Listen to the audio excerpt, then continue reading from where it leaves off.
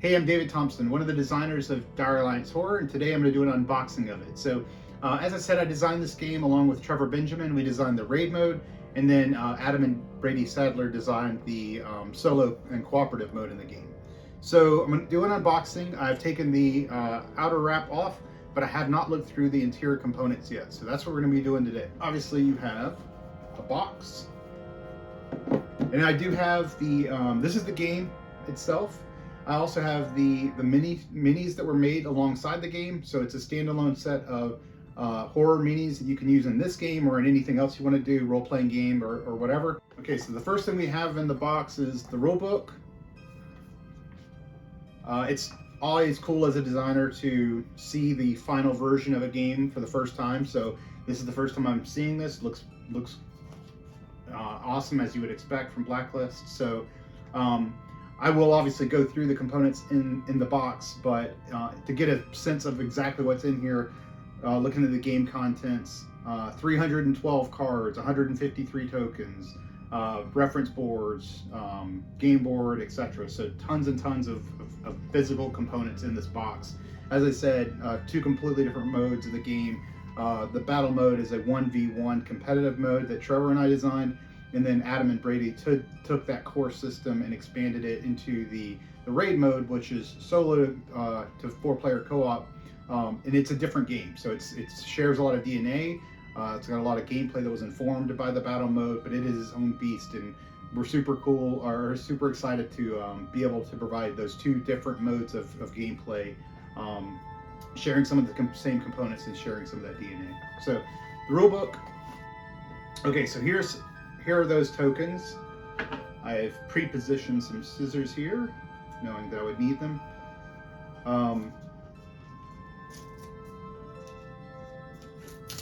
So obviously we have all the tokens. And the other thing that's cool that I see here, you have a nice big initiative token there for the game. But what I love about it is the game makes use of this very straightforward, line of sight system, and they included these line of sight guides in case you need one during the game. But yeah, if you look at these, we've got leaders and fighters, all different sorts of fighters you'll be using in the game. You use them as leaders and as the fighters in the competitive game. You use them as the heroes, the villains, etc. in the co-op mode. So you're using some of the same components in the two different modes. These are mostly all the different fighters here you see here are what's replaced in the with the minis. Okay, we also have these reference boards. I think there's 6 of these total. These are reference boards for playing the factions and playing the heroes, right? So as I said, in the 2-player competitive mode, you're playing with leaders leading your factions, but in the competitive mode, or the cooperative mode, you get to use what we call heroes. So this is what the board looks like, and what I love about this is you can see here, this is the reference board for the Grievers faction in battle mode, and then you've got the Grievers faction in raid mode, right? So depending on the mode you're playing, that's what's gonna drive the different boards. Okay, and then we've got, just as an example, the hero boards, hero reference boards. Okay, now this is one thing that I've been really excited about seeing in person for the first time, is the actual game board. This is a double-sided game board, two really well illustrated, cool thematic, for this horror theme, different sides of the game board. So, and I think after I do this sort of unboxing, I'll probably change the position of the camera so that you can see some of the components a little better. All right, so we got the board, we got the tokens, the rule book, etc. So now we're at the scenario cards, I guess we call them, right? So in the game, you've got different scenarios, and the way that's driven is through these cards. So you can pick them, you can shuffle them up, however you want to do it. But it's going to guide things like starting position of different units on the board or different fighters, what the goal is of the scenario, etc. It's going to tell you which side of the board you play on, And again, we can see that, depending on which mode of the game you're playing on, that determines which of the scenario cards you're using. So, and again, it's as simple as literally looking at the bottom of the card and seeing, battle mode you play one, and raid mode you play with the others. Okay, we've got dice. So we've got 2 sets of dice, red and blue. These are the same. These are given to the different players in the game. If you're playing in battle mode, they're identical sets of dice.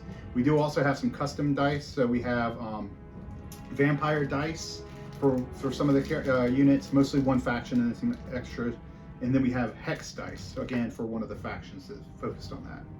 We have our bag to pull some of the tokens out of. And then we have all of our cards. So again, over 300 cards here, driving all the different, the 2 different play modes, all the different units you can play with. So lots of different variety here.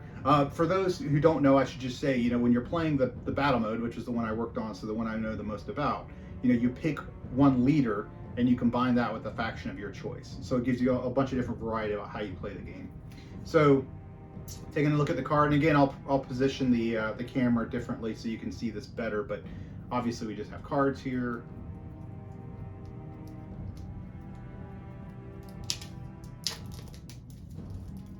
And in this case, the card that happens to be on the top of this pack is one of the hero reference cards. So the hero Vanessa in this case.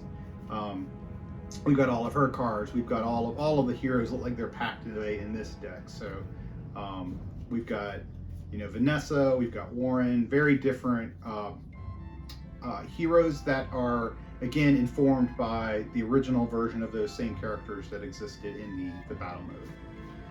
And tons of different cards that are specifically designed for that raid mode, that solo cooperative mode, to assist those heroes.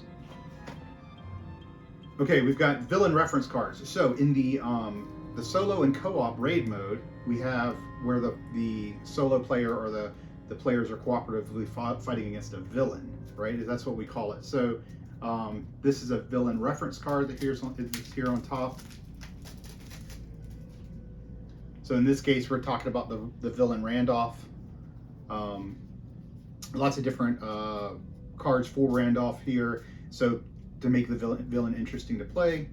Let's see if we can get an example of some other cards. This looks like, yeah, this is all, so this entire deck here is basically for the villain deck, right? For the villain deck, and then some more hero reference. So again, tons of content here. If you're interested in the solo or co-op mode, you're definitely not going to have any shortage of tons of variety and content to work with.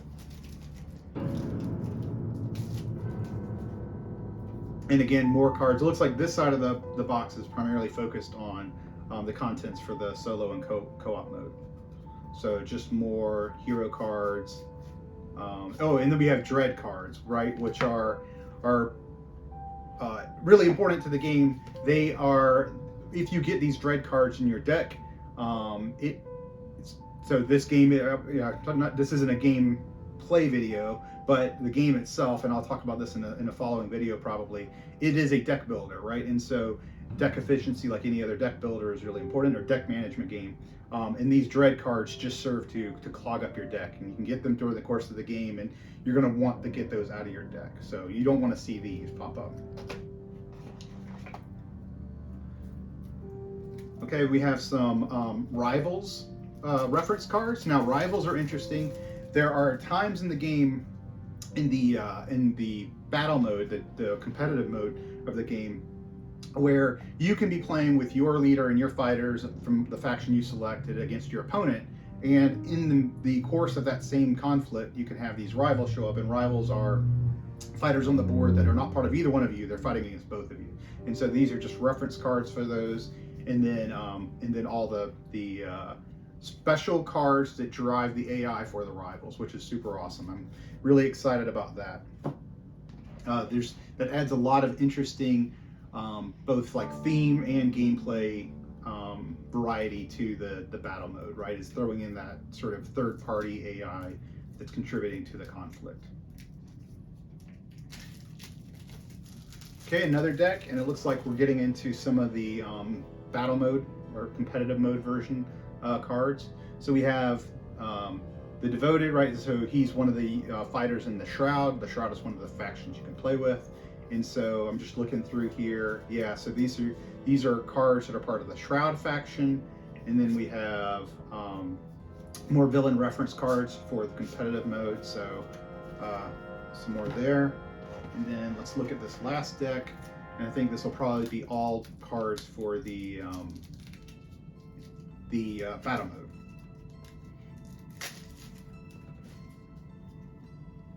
Right, so here we have a leader reference card, right? So we saw the Countess, we saw her, you know, as Vanessa, I think earlier in the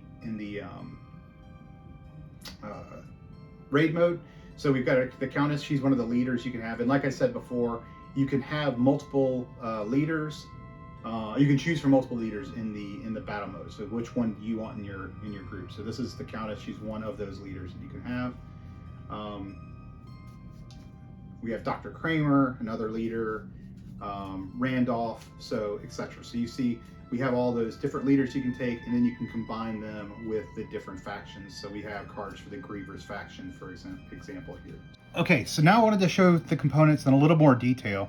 The first thing I wanted to talk about were the leaders that you use in the battle mode and their counterparts, the villains that you use in the raid mode. I talked about this a little bit, but I just want to go in a little more detail.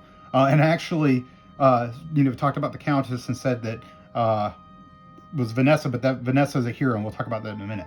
So Dr. Kramer, for example, right? So she's one of the leaders in the battle mode. You might choose her as your leader. She is all about constructing her minion Rutger. And so what we see in the villain is not just copies of Dr. Kramer, which is what you'll get in the battle mode, and you'll be able to use Dr. Kramer as your leader. But in the raid mode, Dr. Kramer has an entire deck, right? And so the villain's going to be playing these cards against you, doing all sorts of interesting things. Now, obviously there's a lot of thematic ties between the two. There's some similarities in the abilities, and then the raid mode is really designed to evoke that same theme that was developed in the battle mode. But you can see, you know, to really give you an interesting sort of challenge, Adam and Brady have done a really good job of expanding on those characters as villains for the raid mode. And so you see things like, you know, Rutger's car and Rutger can do, etc.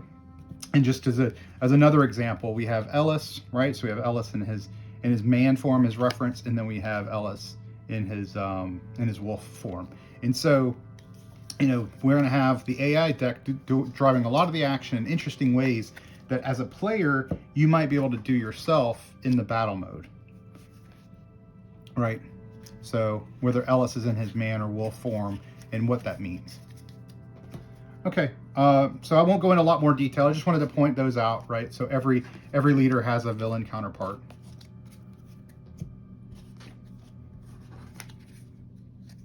Okay, so next, I didn't really talk a lot about the heroes. Again, the heroes are unique to the raid mode, so we might, you know, at some point have Adam talking about those in greater detail. But I just wanted to show there are 4 heroes. We have Rona, Warren, Vanessa, and Asner. And when you play in raid mode, you choose one of those heroes to be your character, but you also combine it with a class. And this class deck has a bunch of different cards. You're going to take some of each of those cards, you're going to shuffle it in your deck, and so your starting deck represents your combination, your chosen combination of a hero and your class. And those classes are what are actually used on the hero reference board, hero class reference board that I showed earlier. And so that's a closer look at both the heroes and the classes. Again, I showed this, but I'll show it in a little closer detail. We have the factions. We have the Grievers here, which we have all the different, you know, the fighters that are part of that faction. So if you choose the Grievers, these are going to be the fighters you're controlling. And then we have the Shroud, right? And so again, these are the fighter cards that are part of that faction. And then again, I talked about this already, the Dread cards. So those are the cards. I just wanted to show those. I know those didn't show up, you know, super well in the video. I guess the only other thing I'll just show, so you get a better sense of it, are the scenario starting cards, right? Again, this is showing you which board you're playing on, where you position everything at the start. And again, I talked about this before, but I'm just really excited. I'm not going to fold the board out because we wouldn't be able to see it all anyway, but I think they did a fantastic job of creating art that's really captures the right atmosphere for this game. Okay, so in this video, I wanted to show off the miniatures. So this is super exciting for me personally. Really, Dire Alliance is the first game that I've designed with it's really, you would call it like a miniatures game, right? So even though the miniatures are sold separately, and they really are, you know, miniatures that you could use for any sort of horror game, role-playing game, whatever. The awesome thing about these is they were really designed to go completely with the board game, right? So everything I talked about in the unboxing for the board game corresponds to what's in this box. So that's super exciting. My son, my 8-year-old son, who I play a lot of games with, is ecstatic. So he was super eager to get into this. I told him no. I told him I wanted to open it up for this video first. So he's chomping at the bit to get into these minis. I'm excited about painting them. So yeah, without further ado, let's just get into these. So the first thing we have is it looks like there's multiple levels here. Yes, so okay, there's 2 levels of minis here. So I guess there's 70 total minis in this box. So let's take a look at them. Now, what you can see is that some of these minis there's duplicates of the sculpts, right? And the reason for that is you need to have multiple copies of some of these minis for the raid mode. So for example, you know, this fighter who would just be a single fighter in the battle mode, you need to have, potentially you'll need multiple copies of him in the raid mode as the minions. And so that's why there's multiple copies here. These look really amazing. I'll just show some up at the camera. I mean, these are really cool. Hopefully that shows up pretty well. I see, now this is another thing that's really cool about this. What they've done is they've included these bases. And so these are great. It's more important really for the raid mode to be able to track the minions, but you'll use these too for the battle mode if you want to have easy recognition of, oh, this unit's part of my faction or whatever. But what's cool about these, I assumed that when I opened these were going to be like the hard plastic that had to fit around minis, and I've had some that don't fit well, but these are actually like, I don't know what the material is, it's not rubber, but some sort of like, you know, bendable material like that. And oh man, that's cool. That's like a super snug, easy fit to get on and off. That's awesome.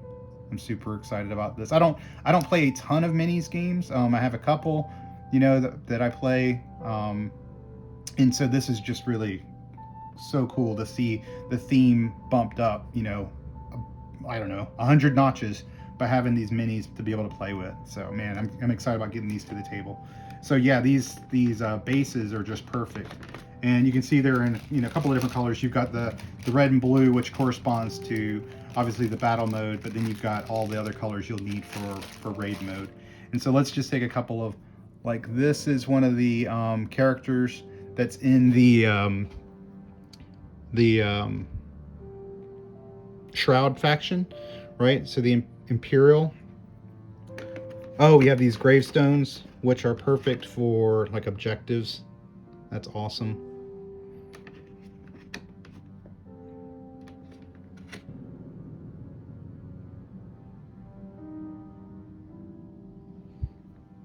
Yeah, these just look amazing. I'm really excited about getting these painted. I've been thinking a lot about, you know, how to paint them. I don't really paint them myself, so I'll ask somebody to paint. If I painted my own minis, I wouldn't want to play with them because it'd be that bad. So, you know, trying to think about, do I paint all the different minions exactly the same, or do you just change it up a little bit? I think probably changing it up is the way to go for me, because, you know, I'll want to proxy these in my role-playing games, you know, that I play when I use minis, etc. So man, this is super cool. All right, so let's take a look at the next group here. Oh, I see. This is exciting. Let me just get this off. I'm so excited about getting into it. This is cool. This is the sated vampire. So that's awesome. That looks really cool. Yeah. Oh, okay. So now, I've showed you before where you have multiple copies of sculpts, right? Because you need them because you're playing the raid mode with multiple minions of the same type. But now we've got like the leaders and the heroes, right? So we have, Asner, who's one of the heroes. Oh, we have the Countess, which is a leader or a villain. She looks cool. We have Randolph, right? Another leader or villain. So the cool thing about Vanessa here is that I talked about the fact that Trevor and I designed the battle mode, and then Adam and Brady designed the raid mode. Well, the raid mode necessitated the creation of these heroes, or it led to the creation of those heroes. And you have some of these heroes being created like Vanessa. That, man, I'm excited about playing the raid mode, which I tested some, but really this is Adam and Brady's brainchild, and I'm just excited about getting that onto the table. So I get to play with these heroes that are going to be really almost kind of new for me to explore. So that's cool. We have Rona, another one of the heroes. We have Rutger, which is the creation of Dr. Kramer, which is cool. So, yeah, I'm not going to show every single one of these up close, but man, I'm, I've been super excited about this. I know everybody else is too. Getting these minis, getting the game, and it lives up to all my hopes and expectations. So, just now I'm gonna get this on the table with my son as soon as I can and play some battle mode, play some raid mode, and just enjoy it. Okay, so that's everything in the box. Clearly, we've basically got 2 games that are fitting in here, so that's a ton of content. As you can imagine, it's a complete competitive 1v1 deck building combat game, and then we have this completely different solo co-op mode, this raid mode where you're fighting against the villain, you're working together. Also a deck builder driven by the same sort of core concepts, but a very different feeling where you're working together to fight against the villain.